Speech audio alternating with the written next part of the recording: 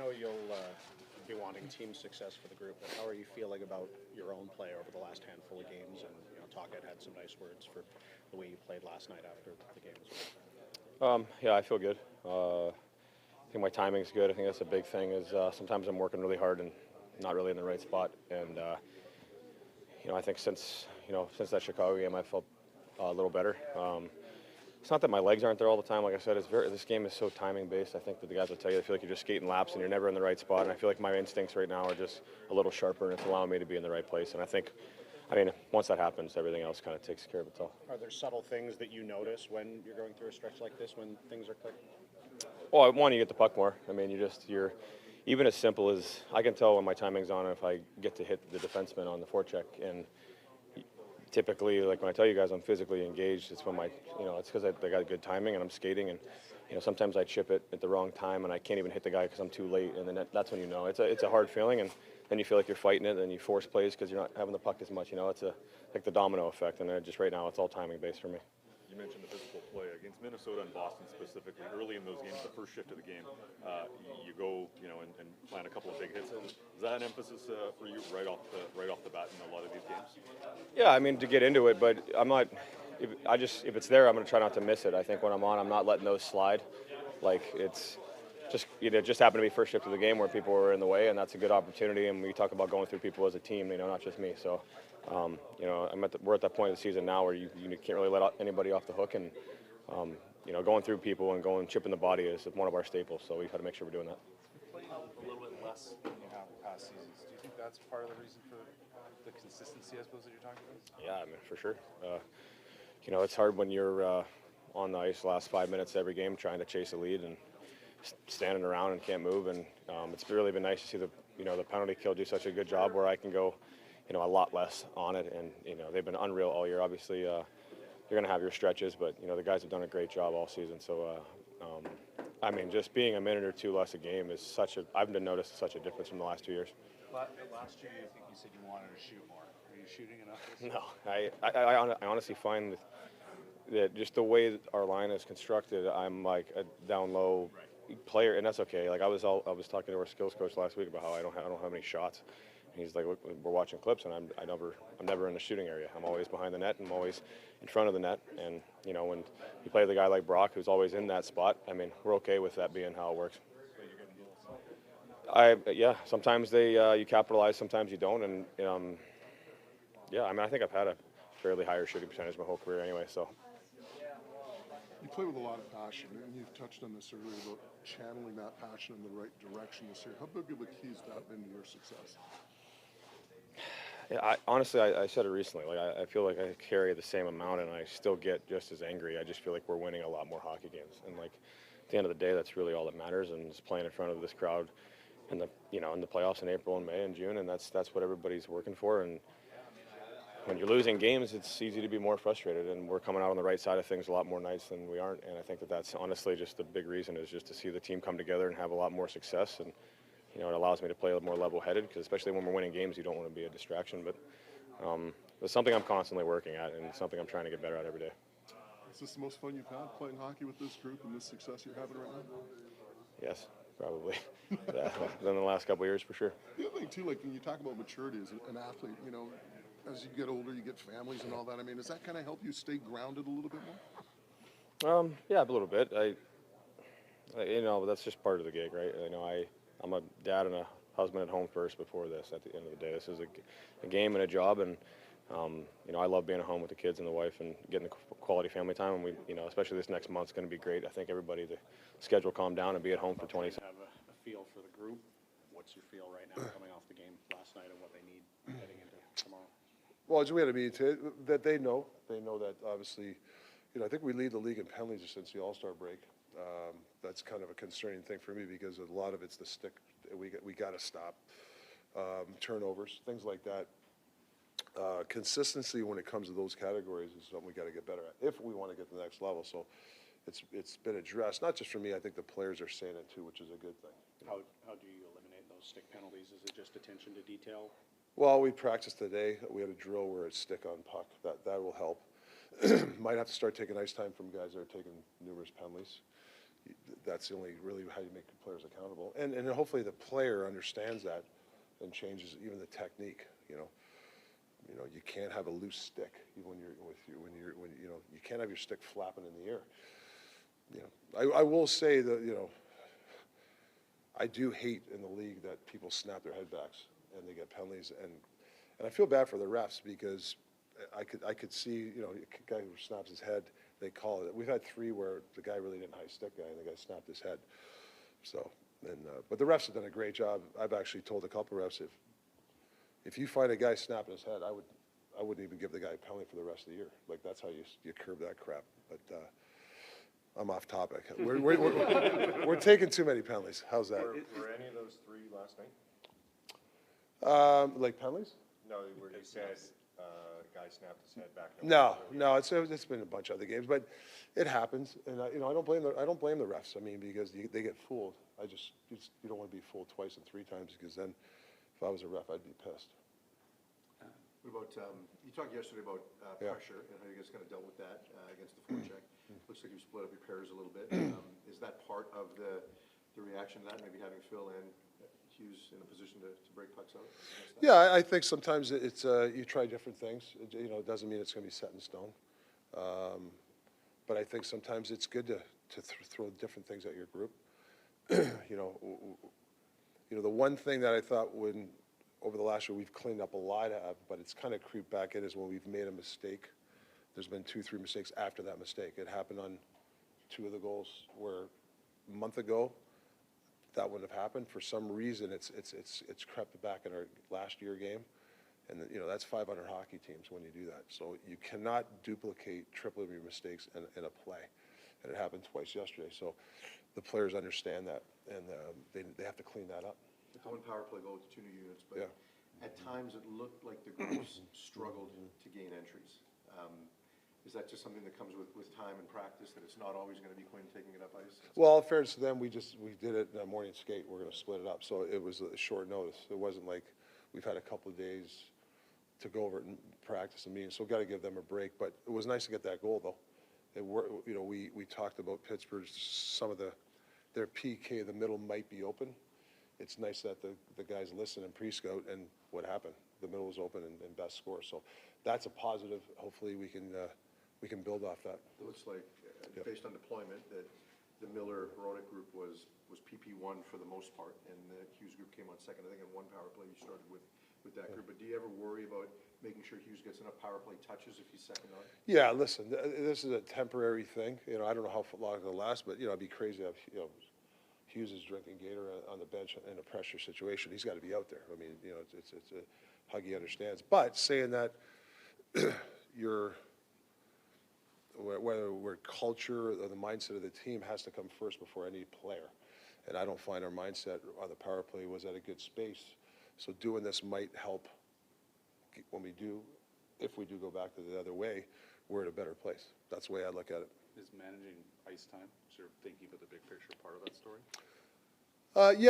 Yeah, for sure. I mean, you know, there is, you know, I think our team is built on depth, and if we can deploy a lot of people. I don't think we can play, you know, we're not the type of team to start playing guys.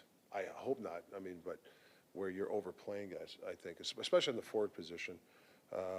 I like the fact that, you know, our top guys will play, you know, some nights they'll play 20, but 18 and 20, I think that's a better way of winning the playoffs. I do. Since JT got here, he's been playing a lot, but this season you got him under 20 minutes. Has that been part of the reason for his success? Yeah, I think so. I think when I got here, I mean, I use him in every situation, and you know, I didn't want to burn him out. Hasn't PK'd as much, and I think that's helped his legs. And when I have put him on PK, you know, sporadically, I mean, look what he did last night. I just had a feeling, you know, usually I go with my 6, and he's probably the 7th, unless there's a face-off. But I felt he was going, which he was, and he had a big goal for us. JT said on that Washington-Detroit trip, he said he hadn't played well in a month. He's been pretty darn good since then. So he's back on top of his game. Where are you with Petey and his game?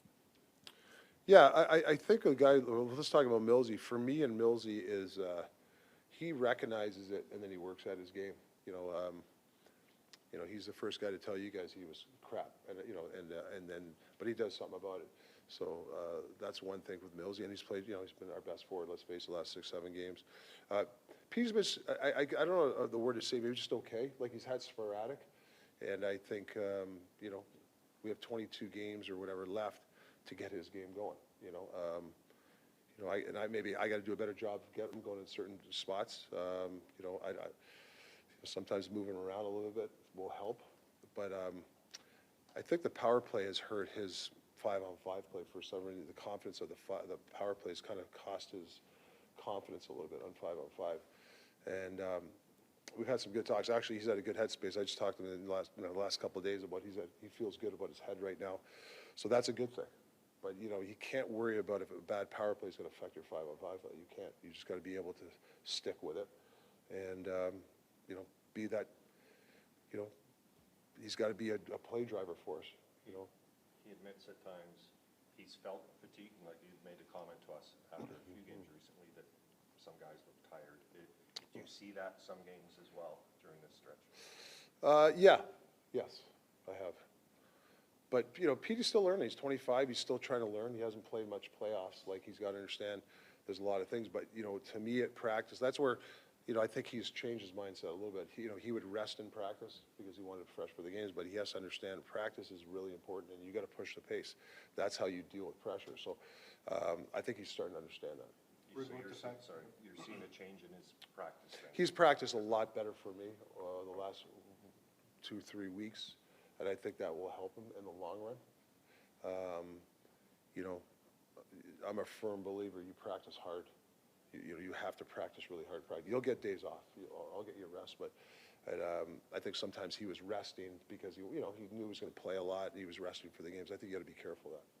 About the fact that, you know, there was a report on the weekend, I think you addressed it at one point, about PD and just kind of the noise around his situation and teams calling. Do you think that affects him at all? Do you think he hears any of that noise? Yeah, I mean, I think anybody's human like that. You know, the contract and all that. I think there's a part of it, sure. I mean, you know, he's a human being, right? There's a lot of pressure weighing on him and stuff like that. So, as a coach, you know, we don't really talk. I've never really talked about contract with him. He asked me one time, "How do you deal with outside noise?" That was a while ago, but you know, I think for him, you know, he's in a market there's a lot of noise, and I think he's dealt really well with it. So, you know, I know he's good at when he gets away from the rink, getting away from things. So I told him, you know, whatever you're doing away from the rink, you know, that when you're playing your best hockey, start to do. When he asked you that, what was your advice? How to keep the outside noise out? Well, he can only control what he can control, right? And that's, you know, when he comes today, okay, how am I going to get better? You know, that's my big thing. You know, is it grabbing Yosi, watching video? Is it going out early practice? Is it going to the gym? And then after that, you know, can you shut your brain off when you leave the rink? That's the hard part. And I think that, or use your teammates to help, or what other resources. You know, we have a mental health skills guy who's excellent here. You know, use him. Like, there's a lot of resources to use to block out noise. Rick, swinging back to JT, he's arguably playing some of the best hockey of his career, and in the past we've seen that passion that he plays with kind of go sideways. What's been the big key for you in terms of him keeping that on point this year? Just communicating. You know, if he feels he's going a little sideways, or whatever the word you want to use it, or I feel it, it's communication. You know, it's getting to Millsy or him getting to me and talking it out. I think he's done a really good job the last 2 weeks of doing that. If something has bothered him, or the team's done something that he doesn't like, you know, he gets to it right away in a good way. You know, and that's what I like. It's not negative. It's not combative. It's getting to it. And I think, you know, I got to give him a lot of credit because it's all him. You know, he's really done a good job of working with that. And it doesn't build up, I imagine. I mean, because that line of communication is open at all times. Well, that's the thing. You know, yeah, you have to. I mean, that's my job. I mean, it's not X and O's. It's obviously the mental part too. I mean, and he can help me too. You know, it's a two-way street. And what are you seeing from his game specifically in terms of why he's playing so well this year? Well, I think he demands the puck. He drives play. You know, you'll see certain points of a game where we need a little boost, and he is going to a place where if the guy doesn't give him the puck, he's going to go offside, or he just demands the puck. And that's the way I want our team to play, is demand the puck. If you wait around for the puck, you're going to be waiting around for the puck. He's not waiting. He's basically, give me the puck, or I'm going to go here whatever the option is for the other guy, make that option. So he's just drive and play. You can just see. And then can we talk about that communication? Was that something that you initiated as a staff, or did that come from him at the start of the year? Well, I just from last year, just knowing, I didn't know him well, and just kind of see how he ticked, and then take a step back, and then see how he ticked, and then kind of talk to him. Adam Foote's got a great relationship with him. Yosi does it. We have coaches that have good relations with Millsy, and he'll use them. It's not just me. You've made some changes to your defensive pairings, but it seems like your forward group is largely intact from the last game. Do you like what the forward group is doing right now? Well, I liked the Boston game. There's parts of Pittsburgh I liked. I don't want to start juggling balls again, so I want a little bit of consistency. Maybe, do I make a switch on P's line? Maybe, I don't know. I mean, I'll take a look at it. But you'd like to see some consistency, but I like to see the team, play more consistent. I don't know if it's line mates. I think it's knowing that, hey, don't take penalties. There's certain times of a game you got to play through a guy. You can't reach for, take hook and penalties. And you can't do turnovers when you're up 2-0. You can make a play, but you can't turn the puck over 8 times in 8 minutes. Like it was a turnover fest. Actually, Pittsburgh's turned the puck over too. I'm sure Mike Sullivan's pulling his hair out, but he's a little happier than I am today. As we approach the final stretch, do you expect that Miller, Pettersson, and Lindholm will be on separate lines moving forward? Well, I do like the 4 centermen we have. I think that's an advantage we have. Whether, hopefully it works out, but you have 4 centermen like that going into tough environments. I think that's a recipe. Then loading up, but every once in a while you might have to load up. Have you liked the look of Suter more on the wing than you did at center? Yeah. I mean, I really played him. Him with, and now Millsy has a lot to do with it. With the metrics of their line. But I think Suits. He's been okay. I think Suits can play better too. It's not just, you guys are talking about Pete and all these guys. I think guys have just been okay. And I think the positive is we're still in first place, and we have forwards that have been playing okay. So if I can get 10% of better from some guys like that, I think obviously it's going to be better for us, and I think we can achieve that. Do you have any update on Joshua or Susie? Did they skate? I think they're going to see the doctor. I think Seuss is today, and I think Joshua's 2 more days from now, and then we'll get some really good feedback. We'll get some good news on Seuss, I think. Hopefully he has good news after he sees the doctor.